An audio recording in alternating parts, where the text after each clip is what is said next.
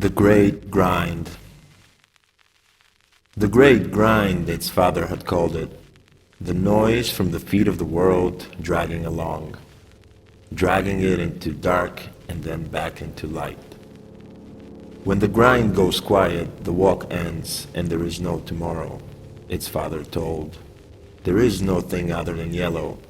It is what it isn't, all that remains of the last to go, before the next to come, to be the last who never last. For what hesitates is what stops, and what stops is beyond sleeping or dead. What stops to sleep is dead or half dead, and the dead do not stop, they move with the rest against the current.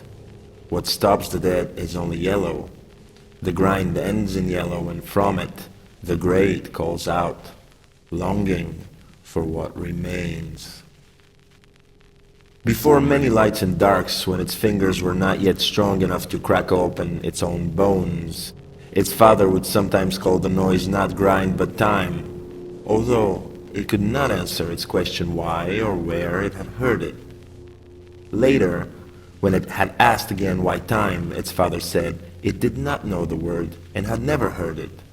It insisted its father knew the word, but its father's eyes were empty, the way they turn when staring too long at yellow, sinking in before snapping out, before resisting anew.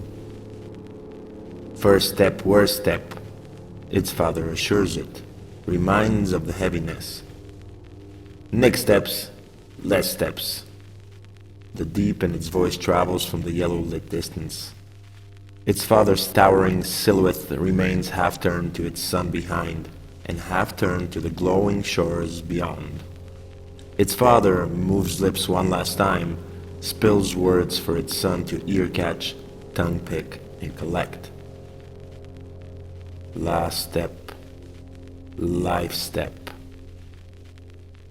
Its father, this man there, it thought, is the last thing standing between it and the melting pool of old man's world.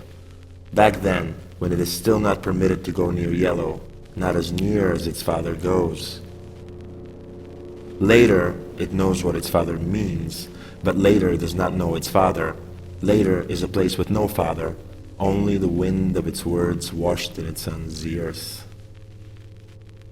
The great grind, its father mouths, is the noise of everything trying to stop going towards yellow.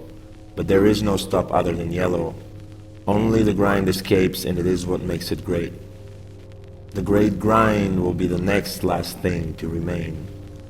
So says its father, so knows its son. The great grind once called not only grind but also time? Who called it so? It could tell not, nor could it tell why time and not grind. A voice from before, it remembered the voice as also not able to tell why and where it called it so. Soon it could not tell what else it was called other than the great grind, but it knew it once had a name other. If so then, it thought, perhaps everything was once called something. Everything once had a name. But who would remember so many names? And where did all the names go? Did it have a name once? It rolled in the thought. If it did, it would want that name to be yesterday. Another word lost in its head, but a tasty one, tasty as leftover eats in a skull. Yesterday. It opened its mouth and forced an old muscle. But the sound was weak, dry, and the great grind took it away instantly, feeding the mouth that could not be fed. Yesterday? Was this in the Forget-Nots collection? On the back of its head, its father's eyes squints as if in agree.